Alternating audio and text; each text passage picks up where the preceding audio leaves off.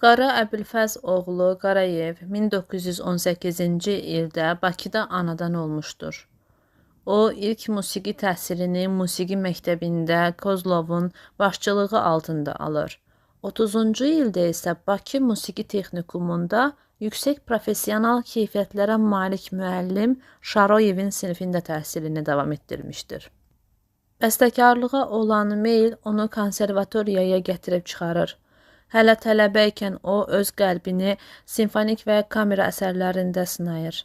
1937-ci ildə onun Tsarskoye Selo heykəli fortepiano əsəri, orkestr üçün yazılmış nəğmələr əsəri meydana gəlir.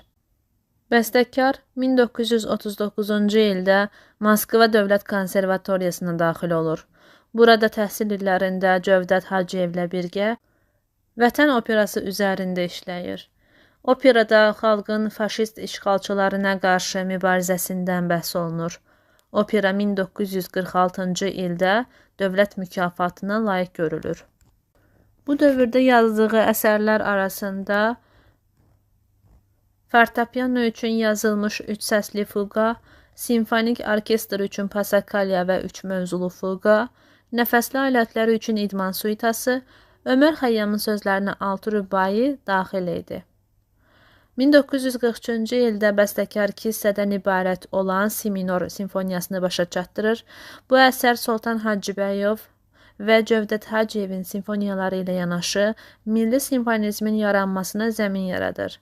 1946-cı ildə bəstəkar Do major tonallıqlı 2-ci simfoniyasını başa çatdırır.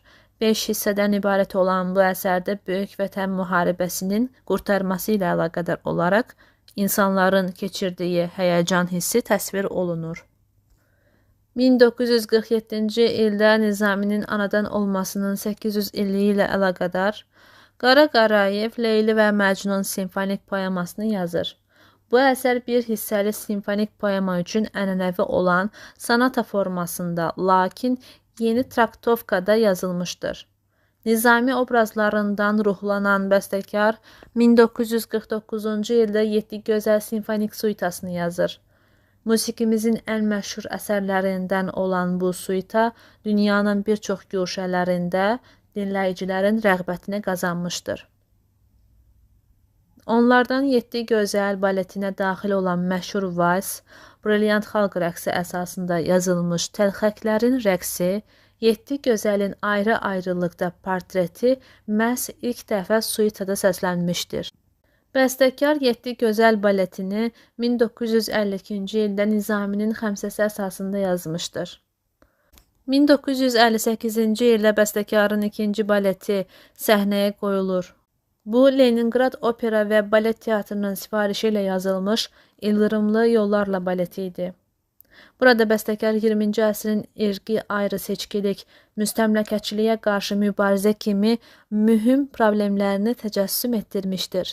Baletin mövzusu Cənubi Afrika yazıcısı Peter Abrahamsın Cənubi Afrika xalqlarına milli azadlıq mübarizəsinə həsr edilmiş, eyni adlı romanından götürülmüşdür.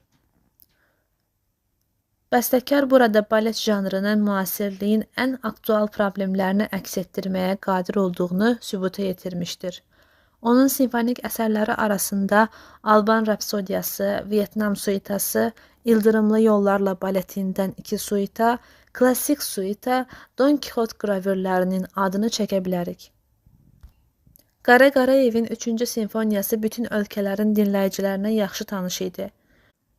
Kamera orkestri üçün yazılmış bu əsər, müasir dövrün emosional və fəlsəfi fikrini ifadə edirdi. Əsərin 2-ci hissəsində aşıq ritmləri eşidilir. Simfoniya Segah muğamının başlıca intonasiyası ilə bitir.